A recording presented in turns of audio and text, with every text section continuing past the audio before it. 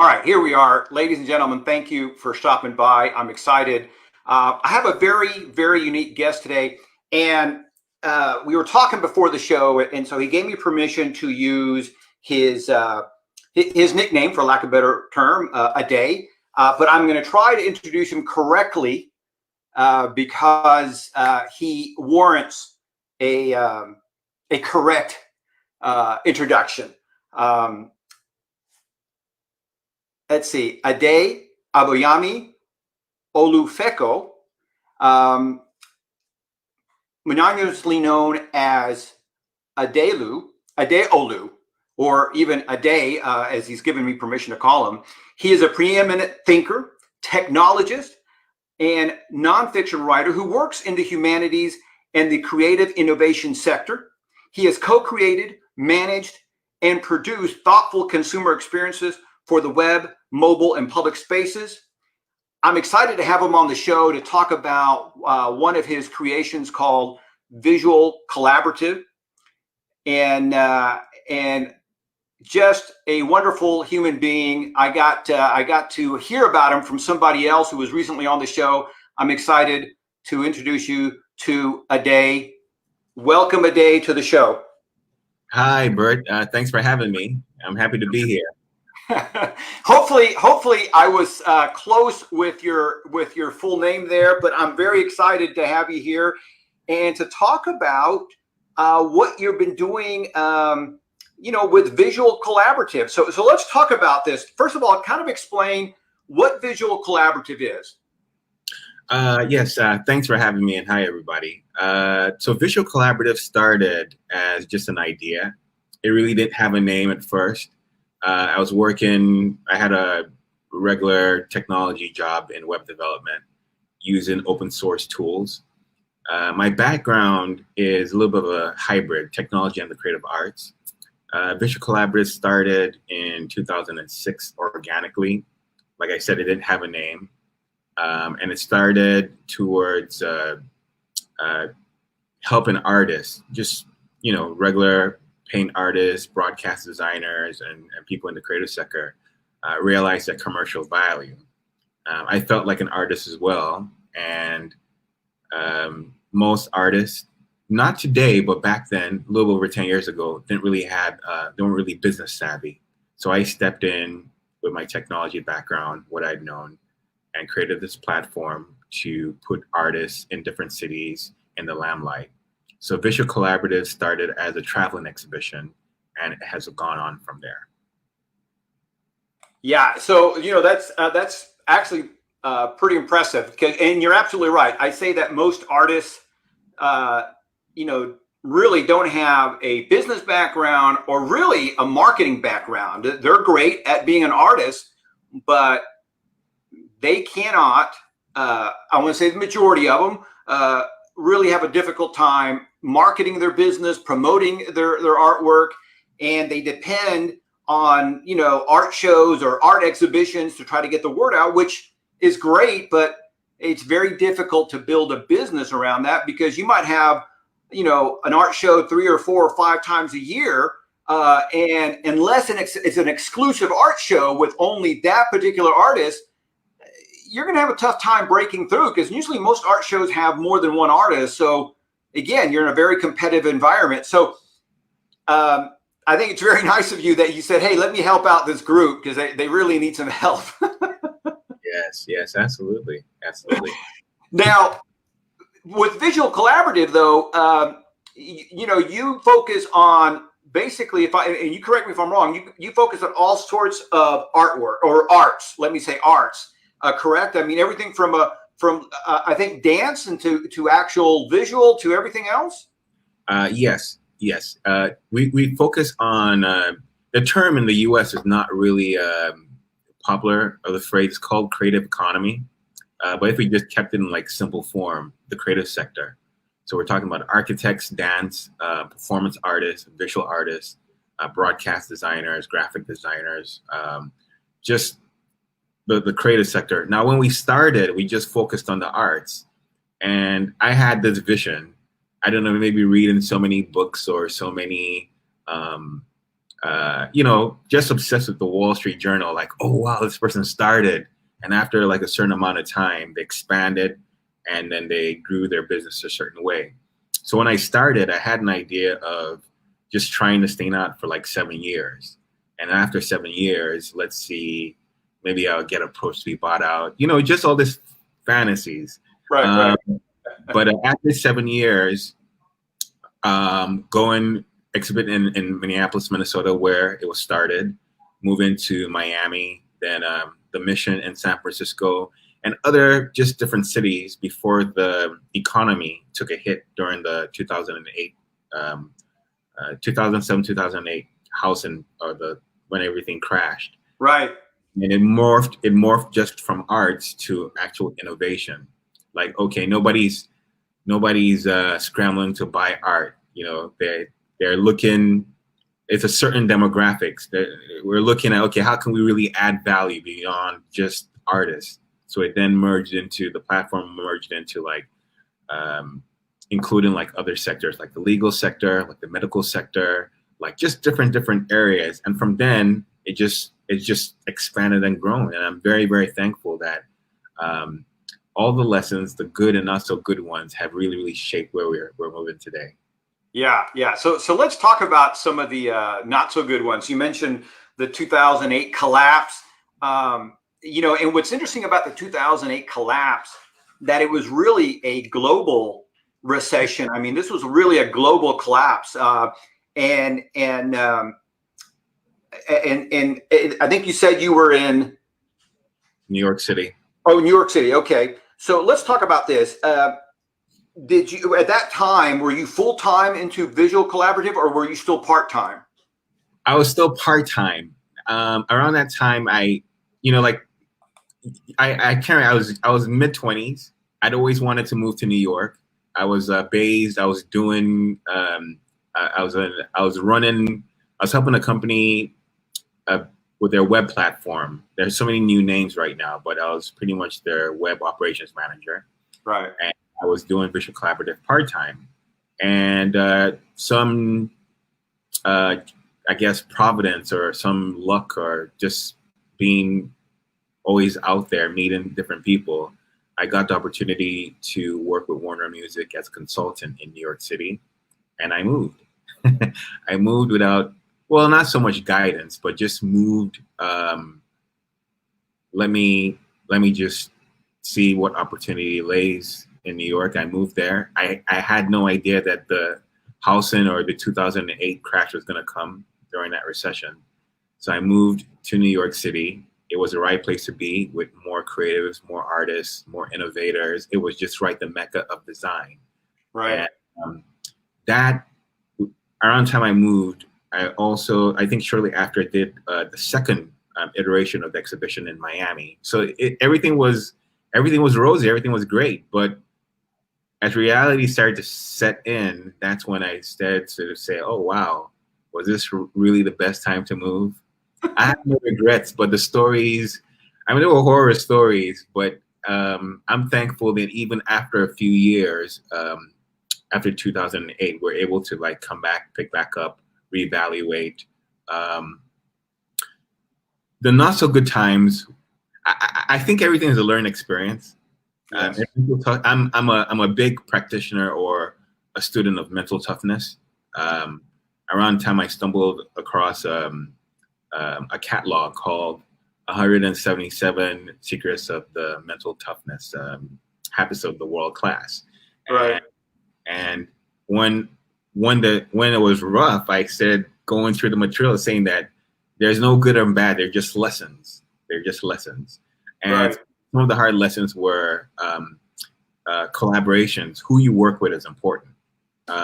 You have to have shared values. Otherwise, you'd meet at a juncture somewhere with someone and you can have a Pyrrhic victory. And a Pyrrhic victory really is, after all the bells and whistles and you start doing the profit and losses, you're like, whoa, it actually felt really good, but this sucks. There was no money made. And then the collaborators run up. You're laughing, Bert. I think we've all been there, right? I mean, that's like part of the entrepreneurial experience, is you get together with people, and man, everybody's excited, and all this money comes through, and at the end of the day, you go, "Oh, we have no money." Yes. It's a learning curve. Either you go to business school or you just have some real, I guess, good mentors who just maybe just don't want you to take some rough punches. But you have to go through that learning curve. And I think some of the not so good parts were some of the collaborators. You could, as a creative, as a right thinking, when you're dominated by the right side of your brain, you're like humanitarian, like you want to help everybody, you want to bring your resources, you want to impress people. But by the end of the day, people just run off with your resources or your personnel, and you're just like, wow, okay. If I'm in this for the long haul, I should, be able to bounce back and roll with the punches. So that was the good parts. There's so many good parts. Just cataloging the different venues, intellectual property wise, owning the rights to those experiences, archive footage from how landscapes look and they're not there anymore, and just like wonderful people we've worked with. So there's so many things I can really touch on. Yeah, well, you know what, and I had a similar experience in the sense that for the longest time, I would label things good or bad. Hey, times are going good, times are going bad. And then kind of like you go through an experience that really humbles you and makes you think, and really kind of, you have to go deep. And kind of like you, I also started really studying mental toughness. Yes. And I came away with a new label. Instead of good or bad, it's hard or easy. And that little change helps because, if it's bad, you start asking different questions. Oh, this is bad. I don't deserve to be treated like this. And I'm a good person. I shouldn't experience bad. But if it's hard or good, if it's hard or easy, that's different. Because, hey, times are hard. Well, then I have to become better. I have to become harder than the hard times or better than the hard times. I got to collaborate with other people to help me get through this hard time quicker, better, faster.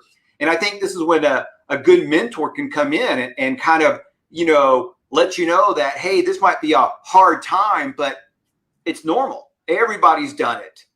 And, there's somebody told me an analogy that I fell in love with, and it kind of goes like this, where this guy is walking down the sidewalk and he falls into a big hole, and he sees a priest walking by, and he says, priest, can you help me get out of this hole?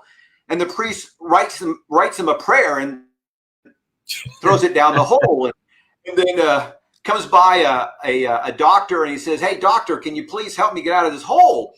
And so the doctor writes him a prescription, and throws it down the hole. Well, all of a sudden his friend comes up and he says, hey friend, Bob, I'm stuck in this hole. Can you help me out? And Bob jumps in the hole with him, and he says, Bob, what are you doing? We're both stuck in the hole. He goes, yeah, but I know, I've been here before and I know how to get out. And so I love that story, because sometimes you need a friend or a mentor to jump in the hole with you absolutely to help you get out. Yeah, absolutely. I like that story. I'm going to steal that. Okay. I like it. Well, but you know what? And something that you said that's interesting is how in the US, this idea of collaborative, business hasn't really evolved or caught on. And I think that, some of the biggest business models out there are collaborative. Yes. We're all going to have some level of competition, but I think that, if you can align yourself with the right people so you can have that collaborative energy, then all of a sudden, you start to multiply, the human capital, the brain capital, everything starts to get bigger, better, faster. Yeah, absolutely. I'm not sure if that was a question or a statement. It was But more like a thought. I guess it's yes. I mean, some of the the biggest businesses out there are partnerships. It could be general partnership, limited partnership, or a holding company of some sort. The most successful ones I've seen, or I've heard, or learned, or admire, or they're on my list of who to work with. They do have shared values where the when it's going rough, you look back at your declaration or your mission statement and say, okay, wow, these are tough times, but we can do it. Right now, that the digital economy is by the second is growing, and the reliance we rely on it globally, not just in the U.S. Collaboration, authentic collaborations, meaningful collaborations are really, really where it's at right now. And I just looking at the trajectory. I mean, even with the times are tense. I still see that word collaborative, visual collaborative. Hey, so that word collaborative, I know for a fact that it's going to be part of curriculums in the school. I mean, we go teamwork. Teamwork makes a dream work, but sometimes you can have a team mixed with bad elements.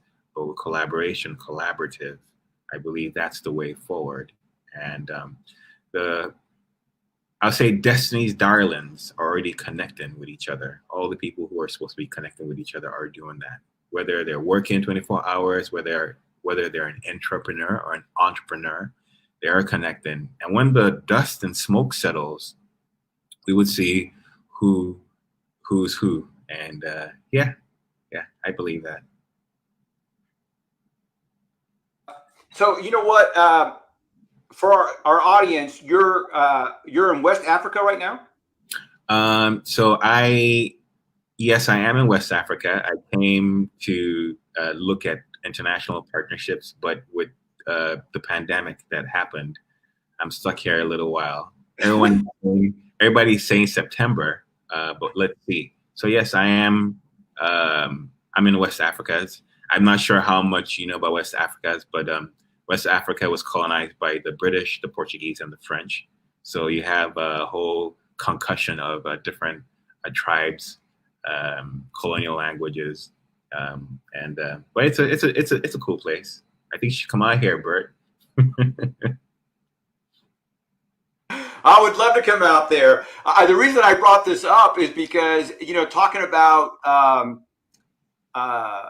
collaborative, I believe that there is a proverb, an African proverb, something about if you want to go fast, you go alone, but if you want to go far, you go together, something like that. Yes, it's a very, very popular. It's a very, very popular proverb. I do have my own idea about it. Okay. So I have my own idea about it, which may be contrary to the mass populace. And this is not to say everybody else is wrong, but that proverb has been around for eons, a very, very long time. And it's pretty much in another way saying, make a dream, a team makes a dream. When you have a dream and you have a team, it makes a dream work. But sometimes that proverb, if you're stuck with it and you believe that that's just the only mantra, sometimes you can get into groupthink. And when you get into groupthink, there's not really any authenticity. And sure, you go far then fast, but sometimes when you go far, sometimes if it's not really structured well, or it has like a competent leader, you just realize that you've gone far for nothing. You have Africa right now, and Africa is in, I would like to say it's second scramble. Second scramble meaning, well, the first scramble was when most of the countries out here were being colonized in a way, with natural resources and whatnot. Right now it's a second scramble. And second scramble is, how do you teach Africans, West Africans, to not look for too much aid, but to tap into the natural resources? There's a huge consumerism studies where you're importing lots of Western innovations and Chinese innovations, and you're forgetting what you have. You're borrowing money here and there. So I know it's kind of long-winded. You just asked me about this proverb. If you want to go far, go together. If you want to go fast, go alone. I'm half and half on that. But anytime I hear that, I always want to let the audience or people know where my stance is. I'm not completely for it. I'm for the parts of it where people have a very unique, strong idea, and know that there can be two captains on the ship. There has to be. If you see a trailblazer or a pioneer, push them, and push them in the back. Let the wind push them. Let them carry the vision. And just like in Israel, when Moses was leading the 12 tribes, I'm sorry, I don't know if if that answers Judeo-Christian, but Moses, everybody talks about Moses as a nice guy, but he was a very, very strong leader. Yes. And the tribes of Gad, the tribes of Hebron, and each of them had their strengths. So they did go together, but they realized that we can't group think this thing. We had to have a competent leader. So that's where my stance is. Sure. Well, and I think Moses is a good analogy, because Moses, a lot of people forget that it was also a team effort, because he had Aaron, and of course, we can't forget that he had God, right? So God was like, do this. Yes. And so him and Aaron went about and got it done. But you're right. I think that sometimes, just like there's a mob mentality, there's a groupthink mentality. And, sometimes some of the hardest things to do in a collaborative experience or in any kind of leadership role is when a leader who is good in every sense of the word, he has the vision, he's got the integrity, he or she, whatever, they have the integrity, but they're limited. They can only take you so far. And then unfortunately, you got to say, okay, we got to get a new leader who can take us the next step. Yes. And you see this quite a bit in the corporate world, where you will have, you'll have a CEO who, again, will take the company to a certain level, and then it stalls out. Yes. And then they have to find somebody else to get to the next level. One of the amazing things about Steve Jobs that I enjoyed so much about his story, and watching it unfold live, for lack of better terms, is here's a guy who started Apple. He gets fired from Apple, and then Apple starts to plateau, maybe even starts to slide back. They bring him back to Apple, and Apple blossoms again. So it's a great example of the importance of a good leader. And he wasn't necessarily an easy person to work for. I met several people that he had fired. One person he fired like 6 or 7 times. Wow. And she said that when Steve Jobs fired you, he didn't necessarily expect you to go away. He expected you to regroup and come back. And sometimes firing you was a way to wake you up. Interesting. And kind of push you harder, right? And there are some leaders that can absolutely get the best out of you. And that's hard to do. That's hard to do for one person to be able to do that. That's why I was saying sometimes you get a leader and absolutely. All right, so let me ask you this. At what point during your journey here, where you're working part-time, as this web person for a prestigious company there at Warner Media, that at what point did you say, okay, I'm going to let go of my job and do visual collaborative full time? Talk about that transition. It was a transition with I say a couple of false starts. It's that's a very, very good question, Bert. Thanks for asking that question. For me, I had so I was with IBM first. I was IBM before Warner Music. I was with IBM back in, I believe, 2002 to 2004, and full-time employee working at the Ops Center in Minneapolis. And I felt that there was doing lots of introspection. I do lots of introspection. That's a creative part of me. I stood there doing introspection and said, Ade, there's a lot more. There's this a corporate environment which works. Not to demonize the good parts about it, but there's some parts of it, just like in academia, in school. So you have, I think, Montessori schools. I don't know how it's pronounced, but different types of learning that are now becoming much popular. When you come out, you realize that maybe some models don't really work for you. So what I did was I took a break, or just took a hiatus from IBM, and started to independent consult. So even with Warner Music, Atlantic Records, and some of the companies like WebMD or iMation or 3M, and some of that, I've really moved around. I was independent consultant, and with independent consultant, when you are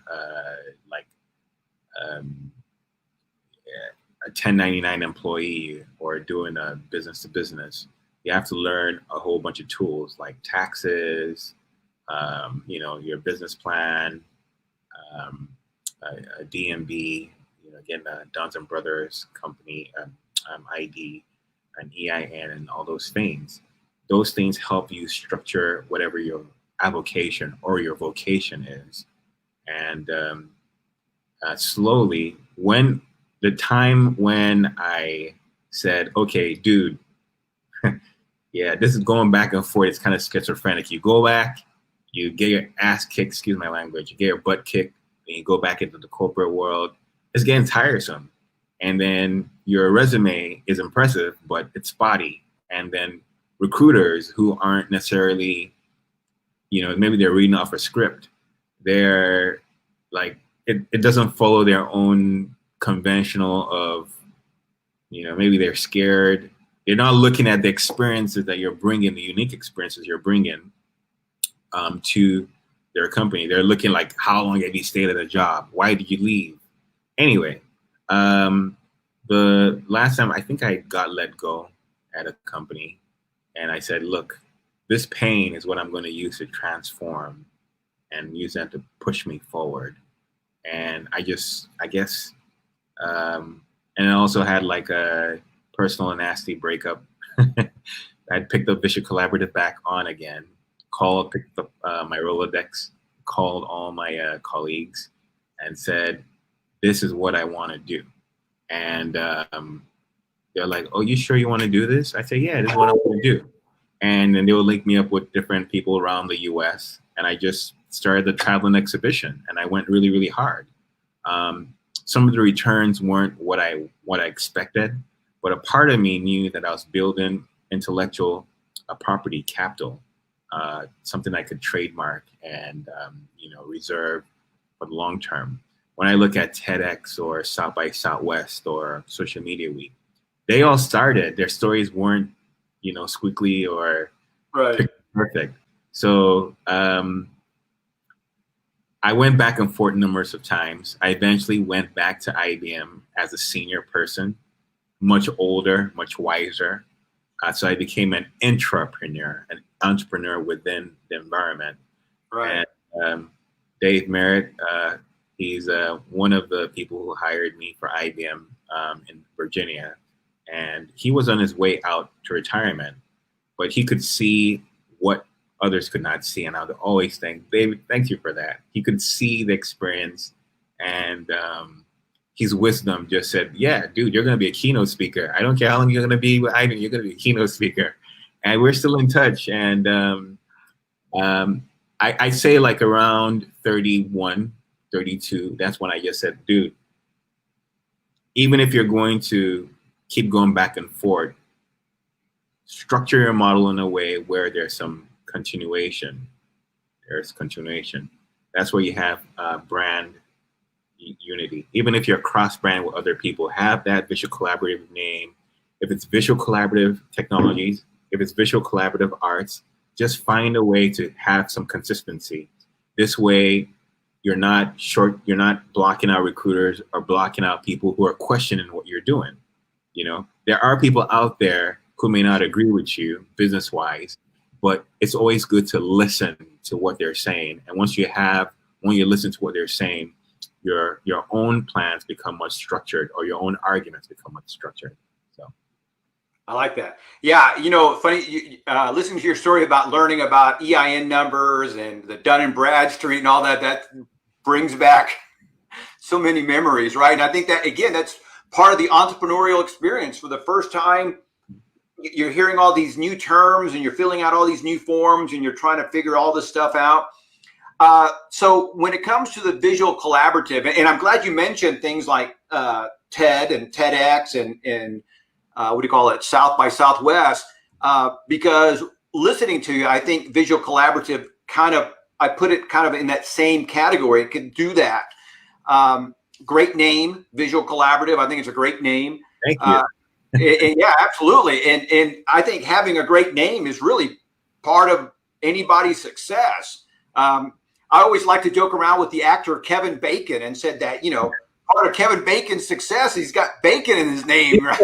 I like that. That's yeah, at least for Americans, bacon is such an important thing for most Americans that, you know, it's a big deal. But so the visual collaborative business model today, do you get a commission? How does visual collaborative produce a profit, or is that are you still working that out? Talk about your business model. That's another good question. Well, before COVID, so I can't divulge trade secrets. You always want to have first movers advantage with whatever innovation you have, and then because once you're still solidifying, I guess, your plans and you put it out there, you have the fast followers, I call them, who have a lot of money. They have a lot of money, a lot of capital, access to capital, but they don't have ideas. And then they could see the value and they could grab your idea and run with it. But for what I can talk about, Visual Collaborative has two operating models. And the operating models, one is the exhibitions, which is conferences sales. And that's a partnership with other bigger organizations who share the same values. It could be in the comic industry. It could be in the film industry. It could be in Nollywood in Ghana, Francophone, and Nigeria. Those economies are emerging economies. So we are interacting with international joint ventures to see how we can help train people. And you have investors out there, investors who are putting their money just to see how far you can take this innovation. And but how do we make profits? I'll just say through sales, through exhibition talks. And these are mini conferences, workshops to train people. How do you get to where you want to go to from where you are? There are different, different programs we push. But right now, we're at the juncture of webinars. Webinars is a big deal. I mean, look at Zoom stock going out the roof. Out the roof, yep. So we're working at integrating the masterclass component for what I can talk about. I'm all about the element of surprise. Sure. Basically, we've had not just artists over the last, Visual Collaborative is about 14 years now. Not 14 solid years, because I had to go back, dip in and out. But we have a huge network of people, some people who've kept in touch, some people who've moved on to like other professions. They're no longer artists anymore because they're starving artists just can't. You can only starve for so long. You can only starve for so long. So it's And the second model is really the technology. I'm a trained technologist. I went to school for technology. I was an early adopter technologist. I was in circles with graphic designers, scientists, people who design logos for some of the big companies in Silicon Valley. I'm not going to mention their names, but we had access to different tools and different things that are kind of like watered down now before things became easy, where you actually were passionate about doing things. So some of those open source experiences, I brought them to Visual Collaborative, and I serve as the principal for some of the sectors. And let's say you had you wanted to build like a city or so. I'm sure Visual Collaborative in its portfolio or human capital, people with resources, I can say, yeah, I know an architect. I think I know a policymaker somewhere or an urban planner. I know a graphic designer who would do a mural in your beautiful hotel, and real estate and technology. And it sounds kind of broad. People in the age would say, stick to one thing like a stamp and get to where you want to go to and don't get off. And then the next 2-3 years, you see the same person having multifaceted things. And I'm just like, oh, you didn't say that before. What's going on? So it's always about listening to your own voice and moving forward. And if you make a mistake, you made a mistake. If you lose something, it's yours to lose. You don't want to keep read and plagiarize text. You can have something that's universally verified, factual, and apply it to whatever you want to do, and it could work. But it's very important as well to take who you are and put that vision, like you mentioned, Steve Jobs, of excellence or quality into your enterprise, and it would attract the right people. And you take that from there. Yeah, I love that. Absolutely. You know what? And I think that sometimes as entrepreneurs, as business people, we place such pressure and such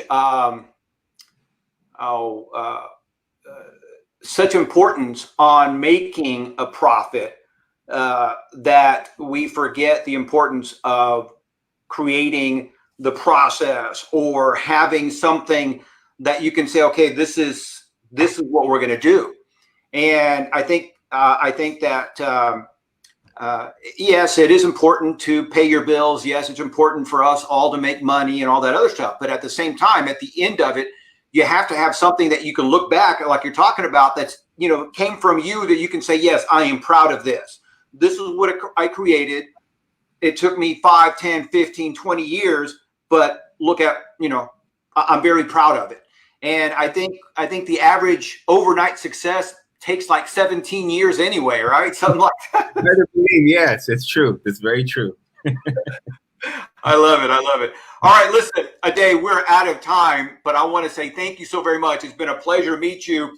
And so I'm going to pop up the website up here one more time, Visual Collaboratives, for if you guys want to go and check it out and start connecting with Ade and his team. You can go to visualcollaborative.com. And I'm looking forward to catching up with you later. Yes. Thank you, Bert. Thanks, everybody. All righty.